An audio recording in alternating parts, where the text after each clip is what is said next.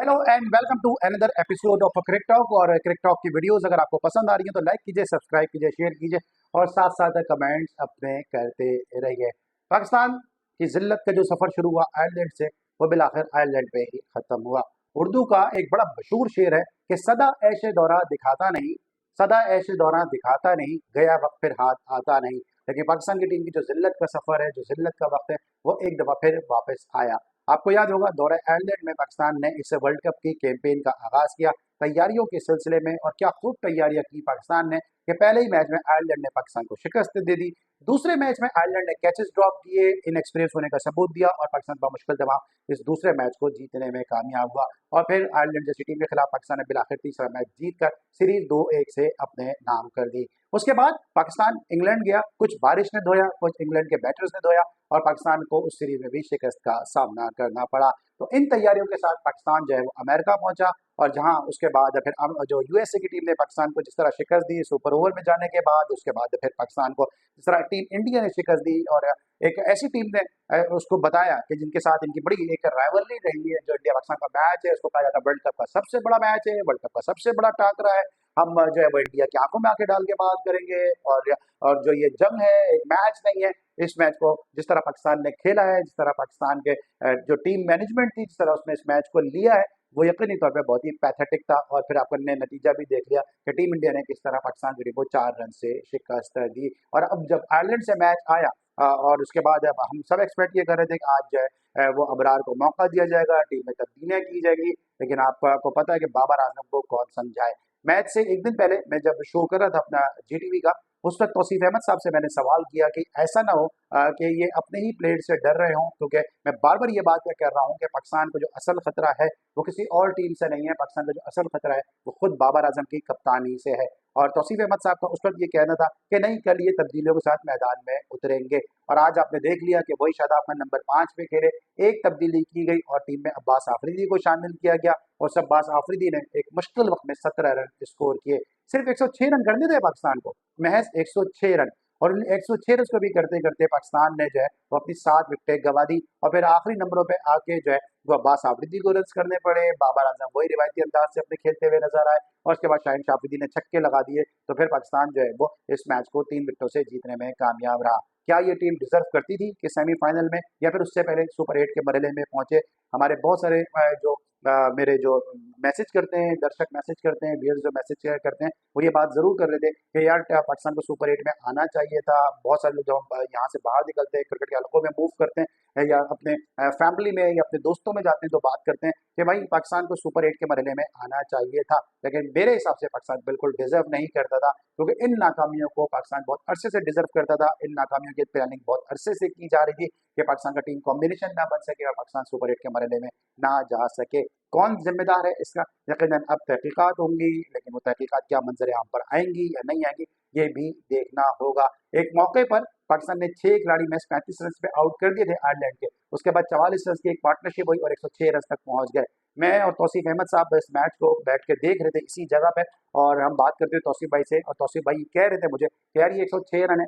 तो उस वक्त मैंने कहा कि भाई ये 106 रन ठीक है, पाकिस्तान के बॉलर्स ने तो रिस्ट्रिक्ट तो कर दिया 106 रन पे, लेकिन भाई ये 106 रन बनाएगा कौन? क्या पाकिस्तान की टीम इस काबिल है कि 106 रन बनाए? और फिर आपने देखा, मैंने देखा, सबने देखा कि किस तरह मरते मरते लुढ़कते लुढ़कते जो है वो ये 106 रन हमने किए और सिर्फ 3 विकेटों से कामयाबी हासिल की। अब टीम वापस आएगी और उसके बाद फिर बैठेंगे, सर जोड़ेंगे, बैठेंगे, एक दूसरे का ब्लेम गेम होगा, वो उसको बोलेगा, वो उसको बोलेगा, और फिर मामला टाइम टाइम फिक्स हो जाएगा। कुछ भी नहीं होगा, कुछ भी नहीं होगा।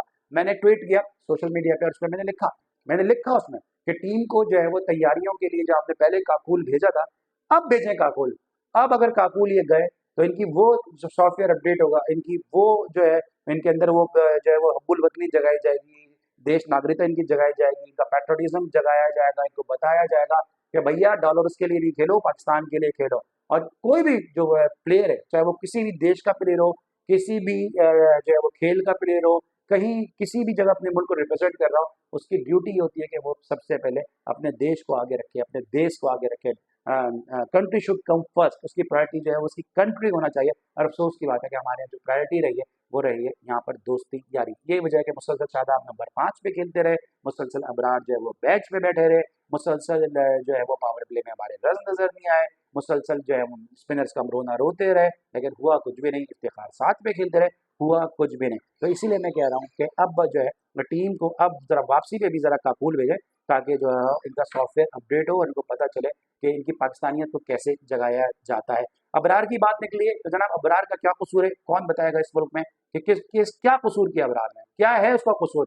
क्या आप उसको जो है वो सीरीज खिलाते ही नहीं है? आपने उसको जो है वो ऑस्ट्रेलिया के खिलाफ नहीं खिलाया, फिर आपने उसको न्यूजीलैंड के खिलाफ नहीं खिलाया, एक टीम के खिलाफ आपने उसको जो है वो न्यूजीलैंड के खिलाफ 2 मैचेस खिलाए, उसके बाद आपने न्यूजीलैंड के खिलाफ उसको नहीं खिलाया, फिर आप उसको आयरलैंड लेके गए, आयरलैंड के खिलाफ आपने नहीं खिलाया, उससे पहले आप उसको इंडिया लेके गए वर्ल्ड कप में, वहां पे भी आपने उसको नहीं खिलाया, और अब इस पूरे T20 वर्ल्ड कप में जो है वो इंतजार करते ही रह गए कि कब अबरार मैदान में उतरेगा, कब वो हमारा मिस्ट्री स्पिनर जिसके लिए बहुत ज्यादा बात की जाती है कि जब हमारा मिस्ट्री स्पिनर है, हमारा सीक्रेट वेपन है, ये ग्राउंड में उतरेगा और हम इसको खिलाएंगे।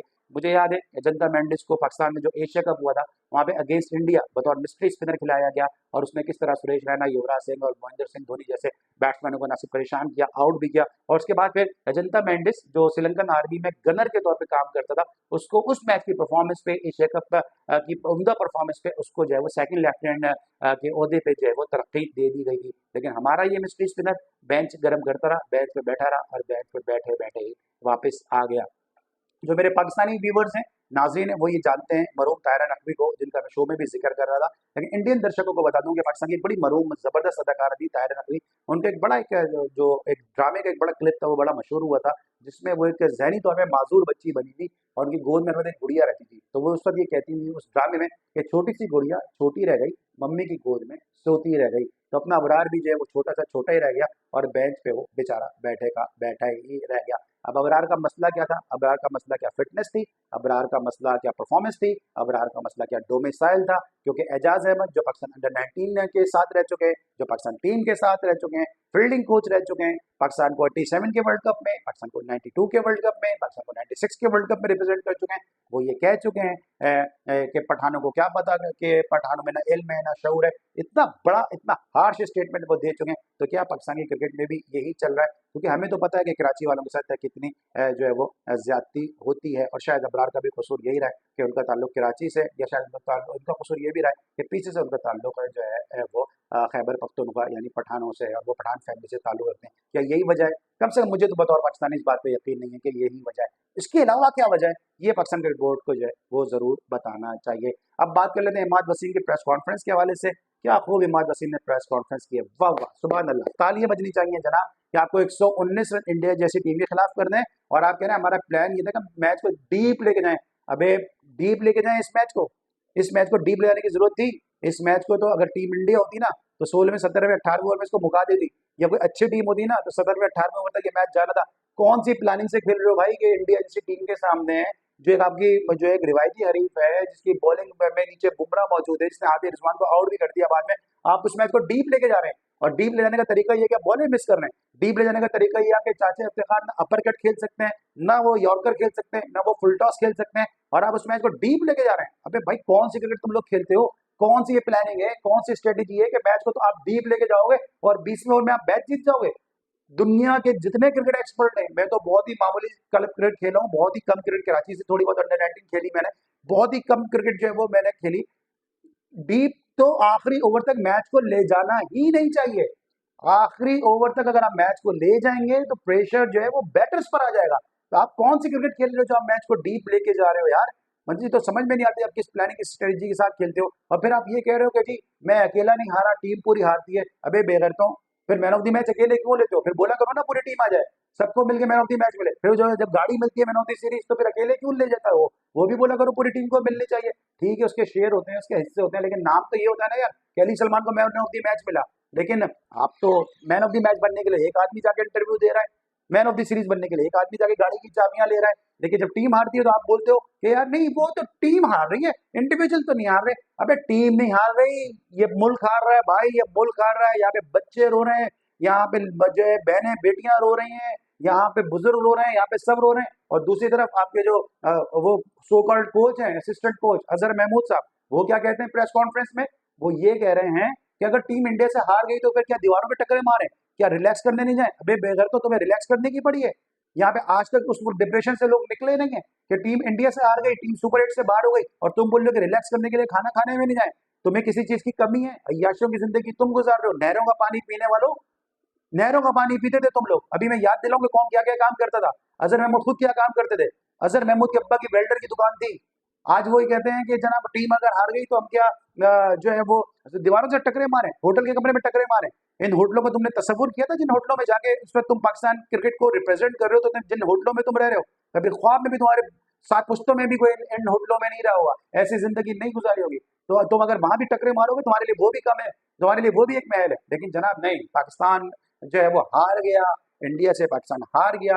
उसके बाद आपको रिलैक्स करने के लिए बाहर जाके खाने खाने हैं। हालांकि आपको कोई पैसे की कमी नहीं है, आपको कोई खानों की कमी नहीं है, आप होटल में भी वही खाने खा सकते हो। लेकिन नहीं, क्योंकि आपको कोई पाकिस्तान से दर्द ही नहीं है, आपको पाकिस्तान से कोई मोहब्बत ही नहीं है, आपको पाकिस्तान के हारने का कोई अफसोस ही नहीं है, इसलिए तो आपको रिलैक्स करने के लिए होटल से बाहर जाना है। एक साथ पहले जाके वो जैकेटें पहनते रहे डॉलर से और पाउंड से भरी हुई, अब वो टीम को जो है वो डिनर उनके अरेंज करते फिर रहे हैं और उनका नाम है जनाब वहाब रियाज, और वो पाकिस्तान क्रिकेट को सारे चला रहे हैं। जिनको चाचा इफ्तिखार जैसे एक ऐसे बैट्समैन ने चाहे वर्ल्ड कप में गेंद टच नहीं हो रही, 6 बॉलों पे 6 छक्के मार चुके हैं। तो ये तो पाकिस्तान की क्रिकेट है यार, इस पे क्या मजीद जो है वो बात करें। बहरहाल अब नेपाल का और बांग्लादेश का मैच है जनाब, और नेपाल जिस तरह साउथ अफ्रीका के खिलाफ खेला है, नेपाल एक और एशिया की एक जबरदस्त उभरती हुई टीम बनती नजर आ रही है।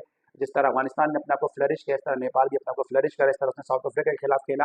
और कल दो एशिया की टीम आपस में टकराएंगी और कल बांग्लादेश की किस्मत का फैसला होगा कि सुपर 8 के मरहले में क्या वो पहुंचती है या नहीं पहुंचती। लेकिन अब बांग्लादेश की बात आई है तो भैया मुझे वो याद आ गए, कौन?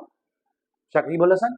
ये भी एक ऐसा अजीब करेक्टर है, कभी बांग्लादेश के डोमेस्टिक मैच में विकेट उखाड़ के फेंक देता है, कभी खिलाड़ियों से लड़ता हुआ नजर आता है। अब इससे प्रेस कॉन्फ्रेंस में सवाल हुआ कि सहवाग आपके ऊपर तनकीद करे, तो बोलता है कौन सहवाग? अबे क्या सहवाग को दुनिया जानती है भाई, सहवाग को दुनिया जानती है। पाकिस्तान में अगर ट्रिपल सेंचुरी छक्के से करके गया है वो। आप में इतनी हिम्मत है कि 94 पे खेल रहे हो तो 100 रन करो छक्के से, और 294 कर रहे हो तो 294 पे खड़े हो तो छक्के के साथ 300 रन करो। दिल चाहिए, गुर्दा चाहिए इसके लिए। और आप कहते हो कि सहवाग को जानता कौन है? सहवाग कौन? सामने आएगा तो आप जो है उससे ऑटोग्राफ लोगे, इससे सेल्फी लोगे, और आप बोलो सहवाग कौन? तो शाकिब अल हसन साहब, थोड़ा सा अपने गुस्से को कंट्रोल करो, थोड़ा इंसान के बच्चे बनो, थोड़ा सा बड़ों की इज्जत करना सीखो। भले चाहे बांग्लादेश का प्लेयर हो, चाहे पाकिस्तान का प्लेयर हो, इंडिया का प्लेयर हो, ऑस्ट्रेलिया का प्लेयर हो, अपने सीनियर की इज्जत करो। क्योंकि मान मर्यादा इज्जत सम्मान उसी को मिलता है कि जो अपने बुजुर्गों की, अपने बड़ों की इज्जत करते हैं। लेकिन शायद आपने कुछ भी नहीं सीखा है। आज के व्लॉग में बस इतना ही। अगर आपको वीडियोस पसंद आई है तो लाइक कीजिए, सब्सक्राइब कीजिए, शेयर कीजिए, साथ साथ में कमेंट जरूर करते रहिए। लेकिन जाते देख बात और बता दूं कि पाकिस्तान की टीम जिस खेल का प्रयास कर रही है ना, जिस खेल का मुजाहरा कर रही है, ये खेल पाकिस्तान के शान शान नहीं है, और बहुत तब्दीलियाँ होंगी पाकिस्तान की टीम में, ताकि पाकिस्तान की असल क्रिकेट जो है वो दुनिया के सामने आ सके। अली सलमान को आज के व्लॉग से इजाज़त दीजिए। Bye bye.